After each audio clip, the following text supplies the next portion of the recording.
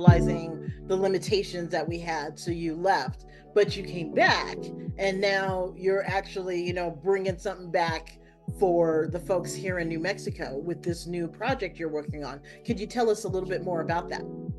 Yes, so the project's called the New Mexico Black Creators Program, and the idea was when I came back, it hasn't been that long. It's only been a couple months since I came back, but I noticed immediately, just when I was on set doing different things, there wasn't a lot of African Americans for one on set, but then also just exploring the different avenues here, there wasn't really any kind of program or anything for African American creators, Black creators, people of color to kind of hone in on and hone on our craft. So I was like, well, and I was out here talking to different people in the industry and other creators who look like me, and they're all saying the same thing. Yeah, there really isn't a lot for us here. So outside of the being the Black guy on set, the Black woman on set, whatever.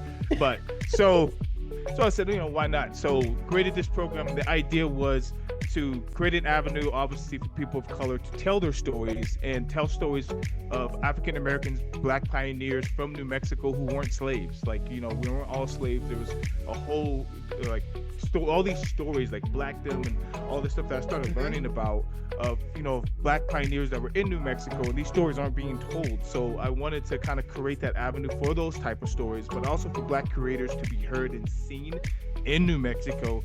And then on top of that, because everybody can create like workshops and do different things like that, but I really wanted to hone in on the idea of distribution network, because as creatives, we want to create, we want to put our work out there, but no one really knows how or understands how to sell their stuff, and I really wanted to hone in on that aspect, because the starving artist, I want to take that starving out of the artist and understand that in order to not be starving, it's cool to create. You can create your shorts, you can create your, whatever you want. But if you can't sell it to anybody, you're not gonna make, you're always just gonna be that, asking for money, coming from that position of need.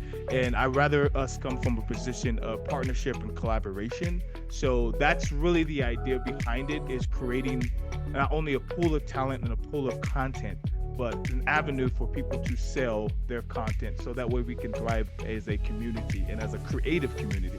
And whether you're Black, white, purple, brown, being a creative person, that's always the hindrance. Most creative people don't know how to sell their creativeness to the world.